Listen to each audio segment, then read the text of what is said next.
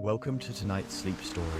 Take a deep breath, close your eyes, and let go of the day. Allow yourself to relax and settle into a peaceful state as my voice gently guides you through a world of calm and tranquility.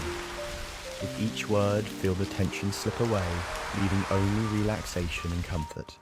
Let's drift into a soothing story together as you begin your journey into a restful and rejuvenating sleep.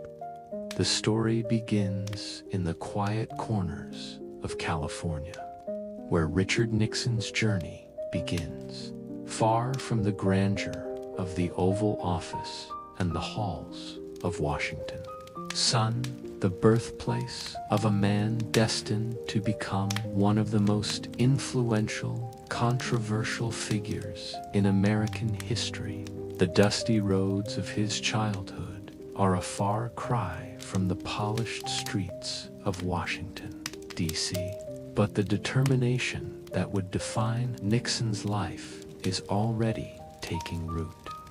Imagine the sound of footsteps on the gravel road as young Richard runs alongside his father, feeling the warmth of the sun on his skin and the weight of his family's struggles pressing gently against his chest.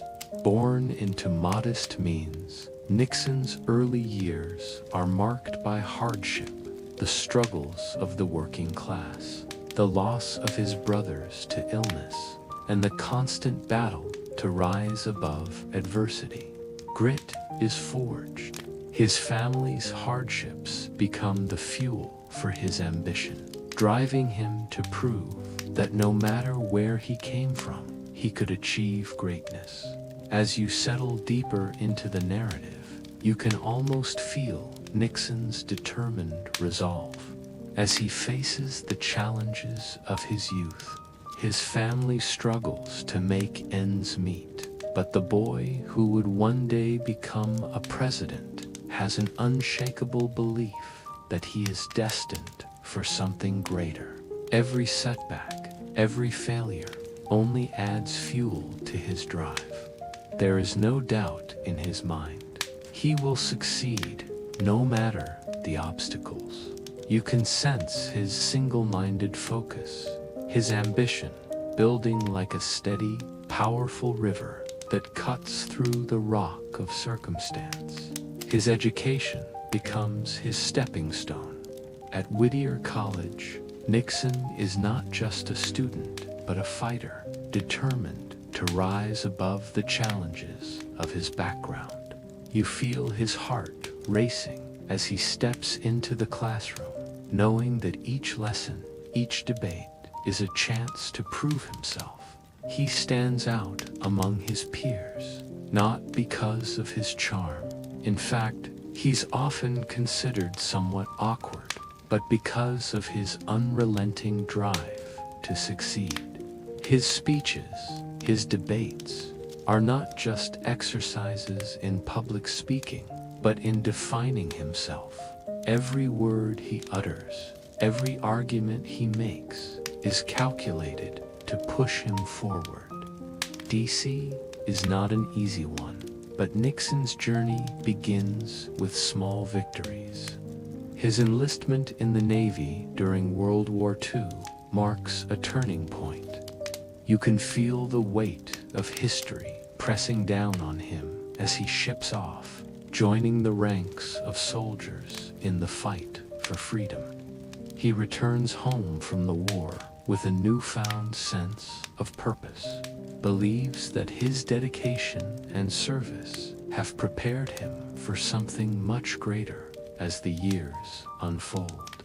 You witness Nixon's relentless rise in the political arena.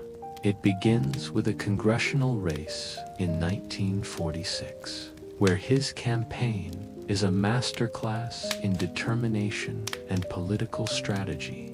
Every door he knocks on, every speech he delivers, is a testament to his persistence.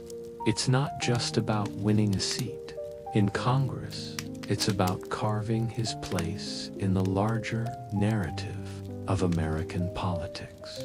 You can almost feel the electricity in the air as Nixon stands at the center of his first great political battle. The young congressman, with a passion for anti-communism, makes a name for himself through his involvement in the House Un-American Activities Committee, HUAC. His sharp rhetoric, his focus on exposing communist infiltration in the U.S. government, gains him national attention. It is here that you sense Nixon's political savvy, his ability to understand the currents of American fear and to use them to propel himself forward. His ambition is no longer a quiet, personal desire. It has become a public force. The journey from California to the national stage is not swift, unwavering. As the years unfold, you can feel the energy of a young, ambitious man, eager to prove himself in the political arena. It's 1946 in Washington, D.C. The young congressman is no longer just an idealistic figure, but a ruthless tactician with a clear vision of the future. In the first congressional race, you can almost hear the crisp sound of Nixon's voice cutting through the air as he makes his case to the voters. He speaks not just of issues, but of his vision for a future where America is strong and unshakable. The political machine of Washington has its own rhythms, and Nixon knows that to succeed, he must master them. His speeches are not just performances, but well-structured appeals designed to establish him as a leader. He knows how to connect with his audience. His passion for a strong anti-communist stance resonating deeply with the fears of the American public. You feel the rising momentum of his political campaign as he tours the state, knocking on doors, attending gatherings, and shaking hands. There is a sense of quiet assertiveness in Nixon's presence. He is not the charismatic figure who wins people over with charm, but a man who wins their respect through sheer force of will and focused. Every interaction is carefully calculated, every word measured, and every gesture serves the greater purpose of propelling him forward. As you picture Nixon traveling through towns and meeting the electorate, there's a subtle undercurrent of tension in the air. Nixon is a man on a mission, and that mission is not just to win the election, but to establish himself as someone who will one day stand at the center of American politics. You feel the weight of his ambition pressing down on him as he moves from one rally to the next, all while quietly calculating the next steps in his larger political journey. Asterisk, this early chapter in Nixon's rise to power is not persona. Nixon understands the importance of optics, of public perception. He may not have the charisma of his political rivals, but he has something far more dangerous, a mind as sharp as a blade, a sense of purpose that cannot be shaken. He knows what people want to hear, what they need to believe in order to trust him. But behind the scenes, you can sense a different side to him, a man driven by insecurity, by a need to prove that he is worthy of his place in the political hierarchy. The chapter reaches its turning point when Nixon secures his first major political victory, a seat in Congress. As he stands on the stage, the applause ringing in his ears, you can feel the rush of validation that surges through him. This victory is not just a personal triumph, but a confirmation of everything he has believed in, that he, too, is capable of leading.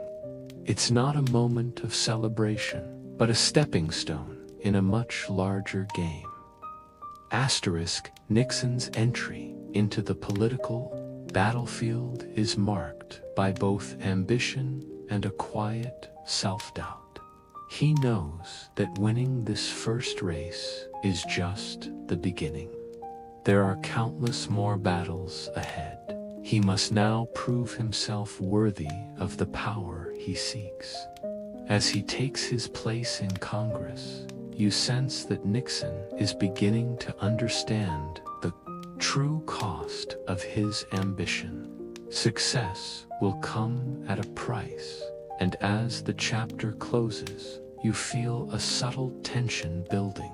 Nixon's journey has just begun, but the path ahead will be far from easy. As the months pass, Washington, D.C. becomes Nixon's new home. The air is heavy with anticipation as the young congressman steps into the halls of power, his eyes set on something greater than the immediate political victories he's won. You feel the steady pulse of Washington, a place that buzzes with ambition, strategy, and intrigue. Nixon, though still relatively unknown to most, feels the weight of the opportunity before him. He knows that Congress is just a stepping stone. What he seeks is national prominence, the kind of power that could help him change the course of history. His presence in the House of Representatives is quiet, yet formidable. Unlike many of his peers, Nixon does not seek the spotlight. Instead, he works tirelessly behind the scenes, building alliances with influential figures. You can almost feel the undercurrent of political maneuvering in the corridors as Nixon watches and learns. Colleagues, using his intellect and political savvy to lay the groundwork for his future. But there is also a darker side to Nixon's rise. You feel the tension in the room during committee meetings, where he argues with a ruthlessness that sets him apart. Nixon is not just fighting for political power, he is fighting for validation. The insecurities that have driven him throughout his life fuel this ambition. Despite his achievements, there is a part of him that fears being overshadowed, that fears not being seen as enough. This fear, however, manifests as an unrelenting drive, pushing him to work harder, speak louder, and rise higher. As Nixon moves through Congress, the political climate is shifting, and so is his role within it. His fervent anti-communist stance catches the attention of his party and the nation. The world is in the throes of the Cold War, and Nixon seizes this moment to establish himself as a man of national security, a figure who stands unwavering against the threat of communism. His speech on the House Un-American Activities Committee, HUAC, is a pivotal moment. You can feel the weight of his words as he passionately speaks about the dangers of communism within the United States. The audience listens with bated breath, and Nixon feels the surge of power as his voice rises above the cacophony of others. In this moment, you sense Nixon's dedication to a cause greater than himself. His fight is not just political, it is deeply personal. He believes that defeating communism is not only a duty, but also a way to secure his place in the political hierarchy. As he rises through the ranks, his vision of a strong, secure America becomes his defining message, and this will prove to be the foundation of his political platform. Nixon's rise is not without resistance, however. You feel the friction between him and his political rivals, especially as he begins to question the status quo.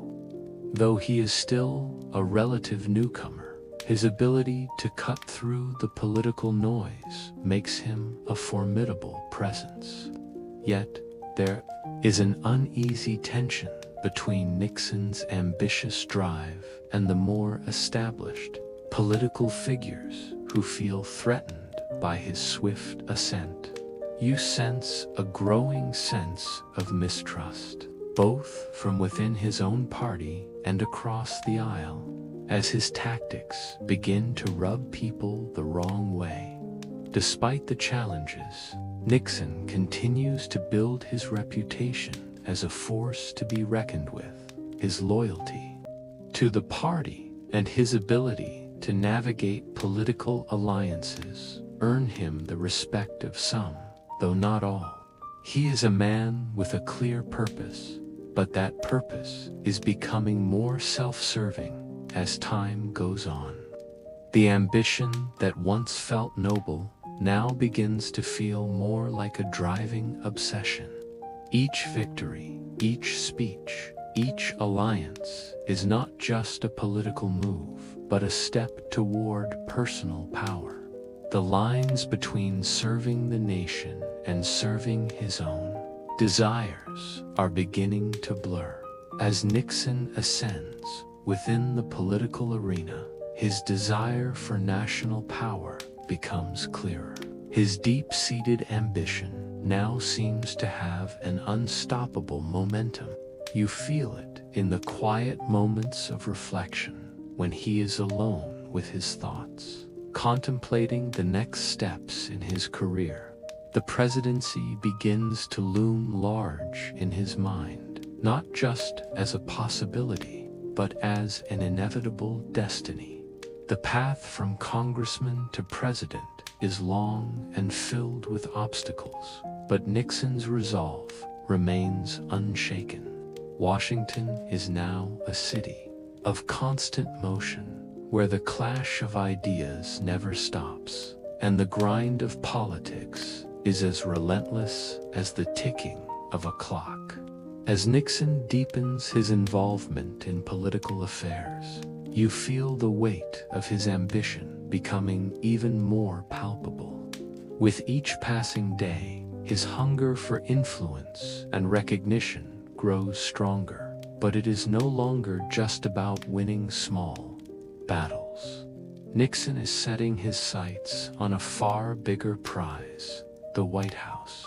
You sense the strategic mind of Nixon at work as he navigates the intricacies of Washington politics, the silent backroom deals, the public speeches, and the pressures of forming alliances are all part of the larger game that he plays with skill and precision. He learns that in politics, power is not just earned through victories, but through the ability to read the room, to understand people's motivations, and to manipulate situations to one's advantage. In 1952, you can almost feel the anticipation in the air as Nixon runs as Eisenhower's running mate in the presidential election.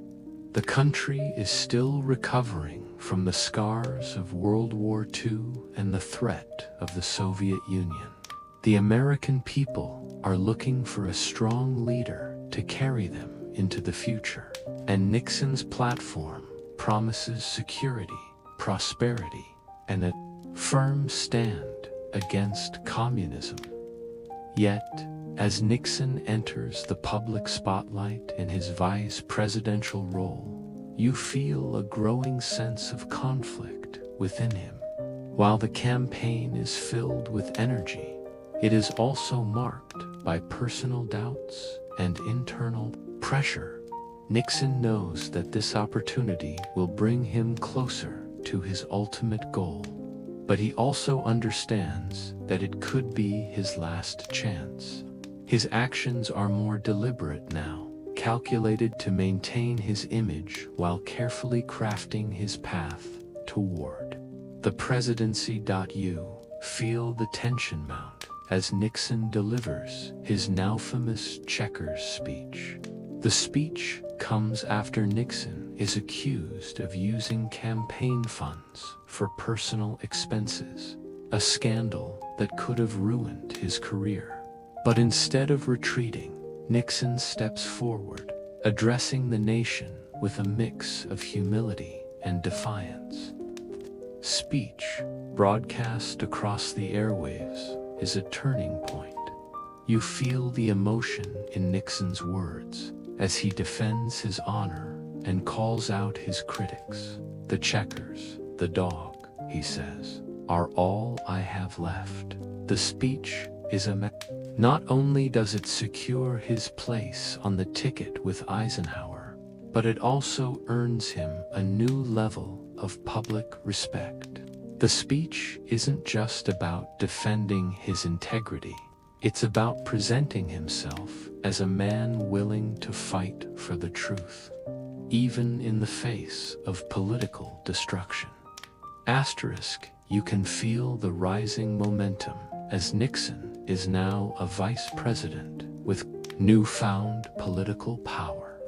Yet, despite his success, there is a hollow feeling within him. The vice presidency is important, but it's not enough. It doesn't offer the power he desires, nor does it satisfy his ambition. He wants more. The presidency is the ultimate goal, and Nixon can taste it in the quiet moments as he walks through the halls of the White House. You sense the quiet intensity of his ambition, constantly simmering beneath the surface. He is driven by a desire to be seen, to be remembered as one of the great American leaders. But personal conflict still stirs in him.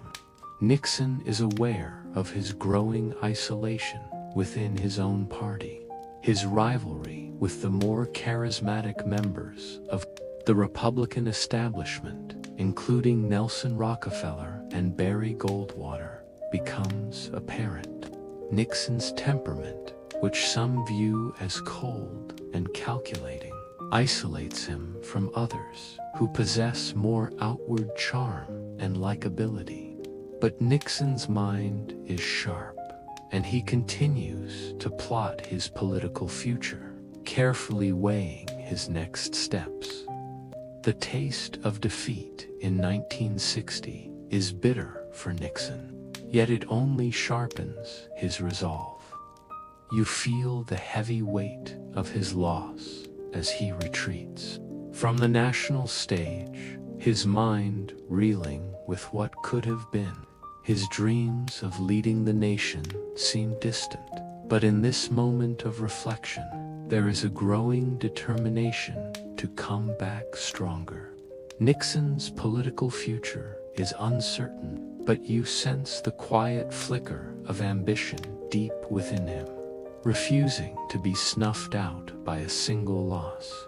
You imagine Nixon, now back in California, taking long walks in the crisp air, letting the stillness of the landscape calm his mind.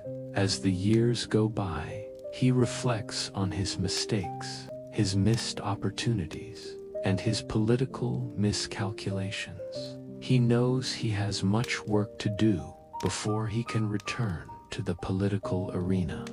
The defeat in 1960 was a humbling experience, but it serves to sharpen his understanding of the political landscape. He spends this time refining his vision, rebuilding his image, and carefully plotting his next steps. In these quiet moments, you can almost feel Nixon's emotional transformation. The man who once seemed overconfident, even arrogant, is now tempered by experience. He learns the value of humility and begins to understand the necessity of connecting with the people, not just through policy, but through authenticity. The public persona of Nixon has been tarnished, and he knows that to reclaim his political career, he must be more than just the Cold War warrior. He must be a man the American people can relate to, someone who understands their struggles and their desires for the future. By the mid-1960s, Nixon's decision to re-enter politics is clear. The California governor's race becomes his battleground. It is his opportunity to test the waters once more, to gauge whether the American people are ready to forgive him, and whether he has the necessary political savvy to mount a successful campaign. The race is fierce, and you can almost feel the tension in the air as Nixon squares off against his political opponents. His earlier defeat has only added fuel to his drive, and he is determined to prove that he can be the leader the country needs. As you imagine Nixon on the campaign trail, you can feel the shift in his approach. Gone are the days of his overconfident speeches and calculated power plays. Instead, you sense a Nixon who speaks from a place of experience and reflection, aware of the missteps that led to his previous loss. He appeals to the working-class voters, the ones who had once turned away from him, emphasizing that he understands their concerns, their struggles, and their hopes for the future. Nixon's message resonates more deeply now. He has redefined himself, moving away from the hardline stance he once held and presenting himself as a man who has learned from his past.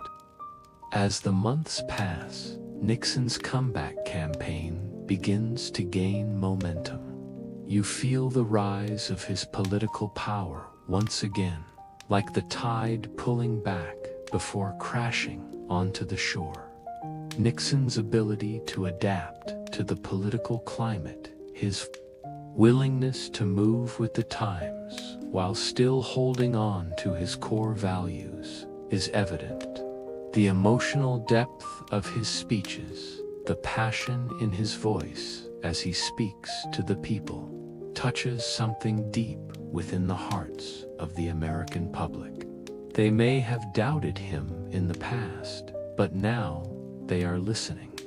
The more they hear from Nixon, the more they realize that he is not just a political figure, but a man who has fought through failure and come out stronger on the other side. The moment Nixon steps into the White House as the 37th President of the United States, you can feel the weight of history pressing down on him. The room, which once echoed with the ambitious footsteps of past leaders, now feels like a new frontier, one that he must navigate with precision and purpose. It is 1969, and Nixon stands at the threshold of his most significant challenge yet, to lead a nation that is divided, both politically and socially. The promise he made during his campaign to restore law and order, to bring about economic prosperity, and to manage the foreign policy crises with steady hands, is now his responsibility to fulfill. The stakes have never been higher. You can almost feel the cool draft in the air as he takes his seat at the resolute desk, reflecting on how far he has come. The boy from California, who once fought against poverty and struggled with the shadows of failure, is now at the helm of the most powerful nation on earth. But with this power comes the burden of expectation. Nixon knows that the public has placed its trust in him, and he is determined to prove that his vision for America can succeed. Yet, in the solitude of the Oval Office, you sense a flicker of doubt. Can he live up to the legacy of those who came before him? And more importantly, can he keep the country united in an age of deep cultural unrest and political division? Nixon's first months in office are consumed by urgent decisions that demand his attention. The Vietnam War, still raging in Southeast Asia, is a dark cloud that hangs over the nation, casting a long shadow over his presidency. You feel the weight of his choices as Nixon crafts his strategy for withdrawing American troops while maintaining some form of honor and victory in the eyes of the public. The country is tired of war, but it's also fearful of the consequences of withdrawal. Nixon's policy of Vietnamization, the plan to turn the war over to the South Vietnamese, is his solution. But the path forward is murky. Every decision is fraught with uncertainty, and every military failure is a potential threat to his political survival. In the late hours of the night, Nixon pores over briefings, his brow furrowed as his mind races with the possibilities of success or failure. You sense the isolation in these moments. The decisions he makes in the quiet of the night will not only define his presidency, but the future of the country. The country is polarized, with protests swelling across the nation, especially against the war. Nixon feels the anger of the anti-war movement, but he also feels the pressure from his own political base, who demand a strong response to the crisis in Vietnam. This is a moment of reckoning for Nixon, as he realizes that his decisions will have lasting consequences, not only for America, but for his legacy. However, Nixon's concerns are not limited to the war in Vietnam. Domestic unrest is also simmering. The civil rights movement, which had gained significant momentum under previous administrations, is now facing new challenges. The push for equality and justice is louder than ever, and while Nixon supports civil rights in principle, he also wants to avoid alienating his conservative base.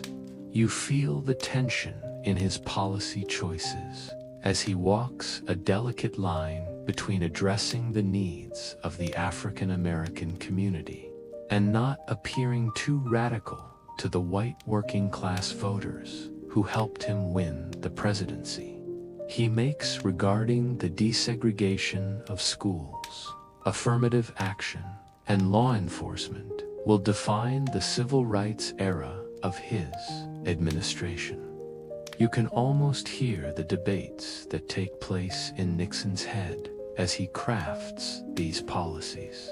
The decision to affirmatively integrate schools in the South without alienating his base is a particularly delicate one. Nixon's moves are cautious, measured, but also reflective of his political savvy. He knows that any misstep could cost him the support he has carefully built. At the same time, you can sense his genuine frustration with the pace of progress. He understands that real change takes time, but he also knows that the pressures of history weigh heavily upon him. Foreign policy becomes another arena where Nixon's leadership is tested. The Cold War continues to loom large, and Nixon's commitment to containment remains a cornerstone of his administration.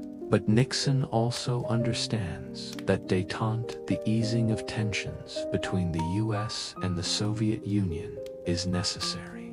This leads to his groundbreaking decision to open diplomatic relations with China, something that no one could have predicted.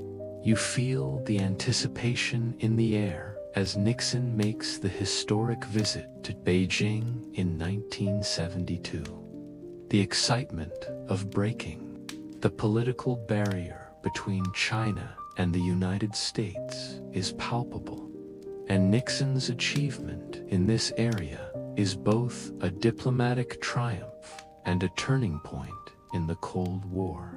The story shifts from triumph to tragedy. The excitement and pride of his early successes begin to fade, and you can feel the tension building in the air. Nixon's unwavering confidence, which had once carried him through political challenges, starts to unravel. The pressure of the office, the weight of decisions, and the relentless scrutiny of the media begin to take their toll. But nothing prepares him for the storm that is about to hit. The Watergate scandal is just around the corner, and Nixon's political empire is about to come crashing down. You can almost hear the quiet click of the keys as Nixon types on his typewriter, drafting speeches, signing bills, and responding to the mounting issues at hand. It's late at night, and the sharpness of his thoughts is evident. The country is still embroiled in the Vietnam War, and the Cold War continues to shape global politics. Nixon has faced his fair share of challenges, but now, in the quiet of the Oval Office, there is a new, looming threat that he cannot ignore: the growing political tension, especially over the war, and the increasing polarization of the American public create an environment where, yet, Nixon still believes that his will is enough to weather any storm. He's always been a survivor. After all, the Watergate break-in seems like a minor event at first, a burglary at the Democratic National Committee headquarters. You can feel the calm before the storm as Nixon and his aides dismiss the incident. But beneath the surface, there is an unmistakable sense of foreboding. The break-in was not just a random act of political sabotage. It was part of a much larger scheme orchestrated by some of Nixon's closest allies. You sense the hushed conversations behind closed doors as Nixon's trusted aides scramble to cover up the event. The walls are closing in, but Nixon believes that, like so many times before, he can outsmart the forces conspiring against him. You can feel Nixon's growing anxiety as the investigation unfolds. Its grip on his presidency. The Watergate hearings air on national television, and the public is captivated, scandalized, and disgusted by the unfolding revelations. Feel his irritation and impatience growing as the days drag on. The media becomes more aggressive, and the pressure from Congress becomes unbearable. But despite all the evidence mounting against him, Nixon holds firm, believing that the truth is not the most important thing. It's the control of the narrative that matters. The chapter reaches a turning point when a tape recording surfaces. A recording of Nixon's conversation in the Oval Office, where he discusses the cover-up of the Watergate break-in. The echo of the tape fills the room, a damning piece of evidence that leaves no room for doubt. Nixon listens to the voices of his closest aides, discussing how to obstruct the investigation. And it is in this moment that the weight of his actions hits him. The tapes, once thought to be a safeguard of his power, now serve as a silent witness to his downfall. You feel Nixon's stomach twist as the reality sets in. His presidency, his legacy, his very reputation are on the line. He is caught in a web of lies, and there is no escape. The political fallout from the scandal grows, and you can sense the urgency in the air as Nixon struggles to retain his grip on power. The momentum of the investigation is undeniable, and with every new leak and every new piece of evidence, the political tide shifts further away from him. The members of his own party begin to distance themselves, and the voices that once supported him now join the growing chorus of those calling for his resignation. You can almost hear the cracking of alliances, the silence growing louder as former allies turn against him. The chapter builds to a dramatic climax as Nixon, facing certain impeachment, makes his decision to resign. You feel the weight of that moment in every word he speaks, every gesture he makes. The decision is not made lightly, but the burden of the scandal is too much to bear. Nixon stands before the nation, his face etched with the strain of the past few months, and delivers his resignation speech.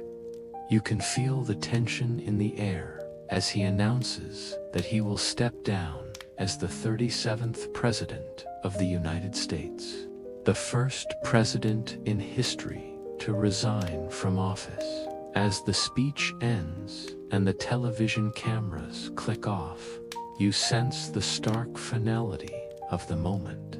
Nixon is no longer the president, no longer the powerful political figure he once was. He has been brought low by the very scandal he tried to cover up. And now, as he prepares to leave office, the nation watches in stunned silence. His downfall is complete. The aftermath of Nixon's resignation is felt across the nation.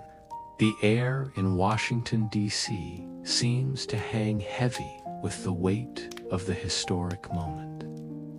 Nixon's departure from the presidency marks a profound turning point in American history. The resignation of a sitting president was unprecedented, and the ripples of it would be felt for years to come. The political world moves on, but there is a sense of disillusionment in the air. The country is bruised, its faith in the presidency shaken, yet there is also a strange sense of release, a collective sigh of relief that the chapter of scandal and intrigue has come to an end. You can almost hear the whispers in the corridors of power as the dust settles. The country now has a new president, Gerald Ford, who immediately faces the challenge of restoring trust in the office. But the shadow of Watergate looms large. Ford's decision to pardon Nixon, a controversial act that causes widespread debate, only adds to the sense that the scandal is not fully resolved. You feel the political tension that this decision creates, especially as Ford tries to chart his own course, while the American people are still grappling with the aftermath of Watergate. You can sense Nixon's isolation as he retreats to San Clemente, his California residence. The once vibrant political figure is now a man removed from power, cut off from the world that once revered him. There's an almost physical weight to his isolation, a feeling of being cut adrift, unable to reclaim the influence he once wielded so easily.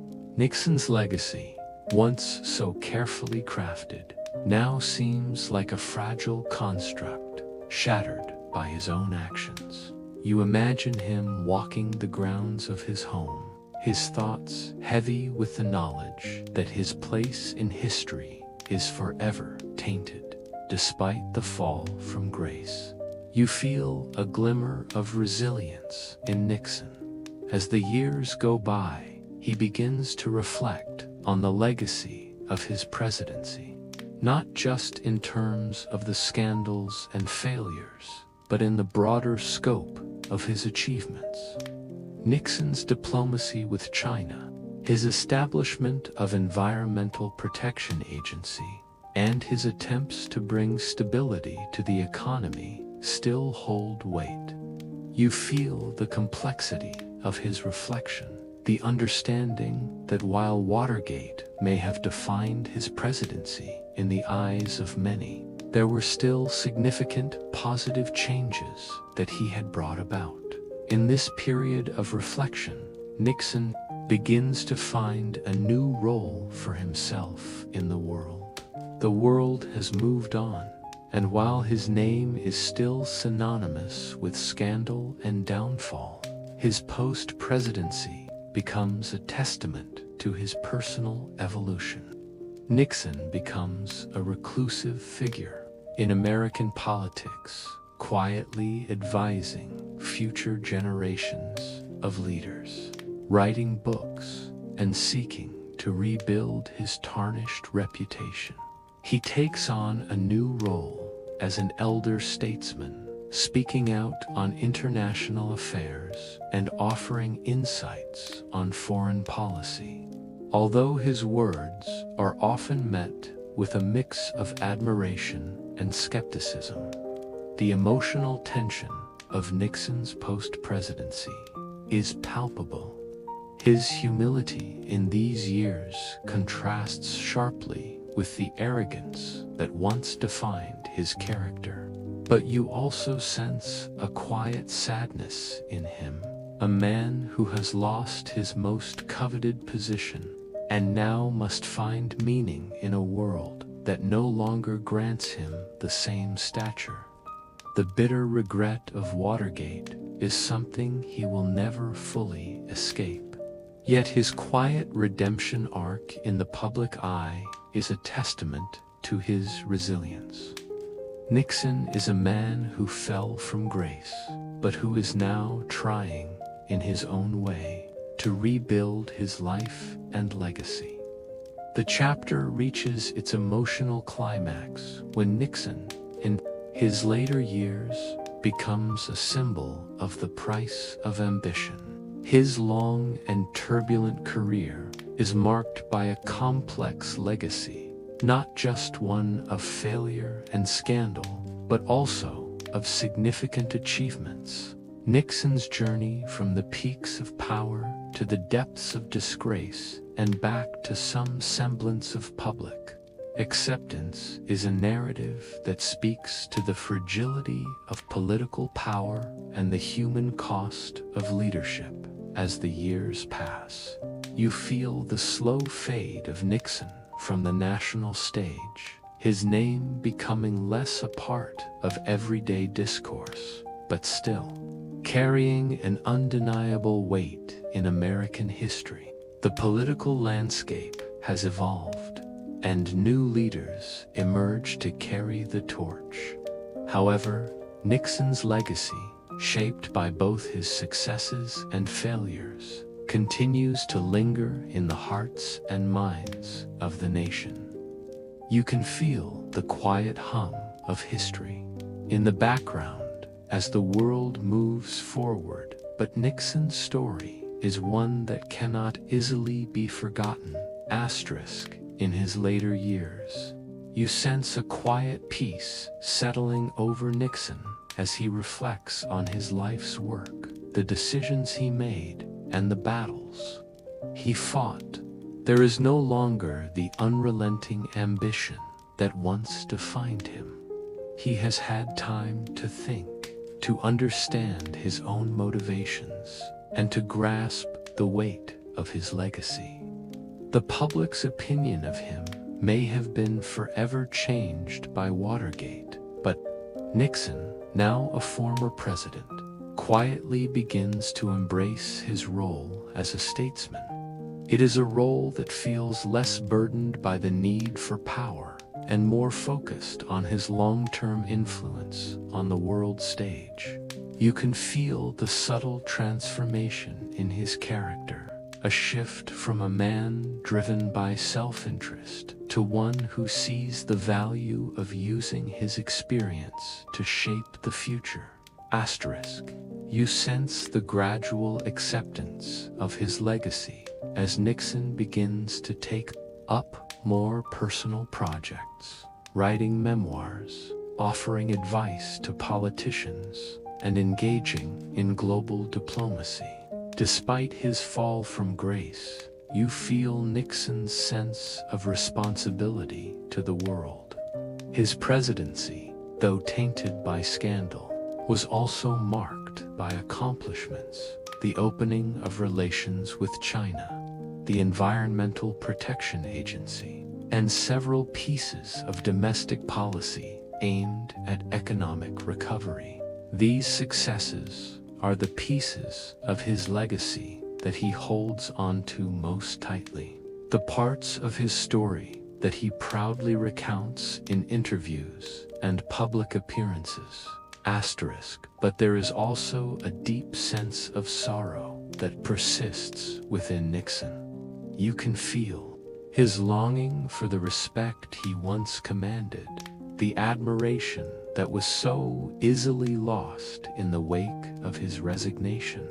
He must reconcile with the fact that his presidency will always be remembered as much for its scandal as for its achievements. Nixon understands that history is written by the public, and the public's judgment of him has been irrevocably tainted by the Watergate scandal. It is a constant weight that he carries, and no amount of redemption can fully erase it. You feel Nixon's reluctance to let go of the past, especially when it comes to his role in shaping American foreign policy. His policy of détente with the Soviet Union and his landmark visit to China are seen as two of his greatest diplomatic achievements. As the Cold War continues to evolve, Nixon, ever the strategist, becomes a respected voice in international diplomacy, often sought out for his insights on the complexities of global relations. The world has moved on, but Nixon remains a key figure in these discussions, reflecting a sense of purpose that seems to reawaken in him during his final years. There are moments, however, when you sense the grief in Nixon's soul. He may no longer be the man at the center of national politics, but there are still parts of him that crave the recognition and power that once defined his life. You feel the loneliness in the quiet hours. As Nixon walks the grounds of his estate in California, his thoughts swirling around his past, you can hear the faint whispers of history in the wind, as if the very earth beneath his feet is reminding him that his time has passed. The struggle between acceptance and regret lingers within him. You feel the tension between pride in his achievements and the inescapable stain of his resignation. The final years of his life are filled with moments of reflection, but also an ongoing drive to shape his place in history. Nixon continues to receive accolades for his post-presidential humanitarian efforts, particularly in the global arena. You sense a quiet gratitude for the recognition he receives, but you also feel the emptiness of knowing that his legacy will forever be defined by both his achievements and his scandal.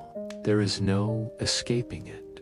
As the years continue to pass, you feel Nixon's presence fade into the annals of history. Yet his legacy lingers, an indelible mark on the country he once led.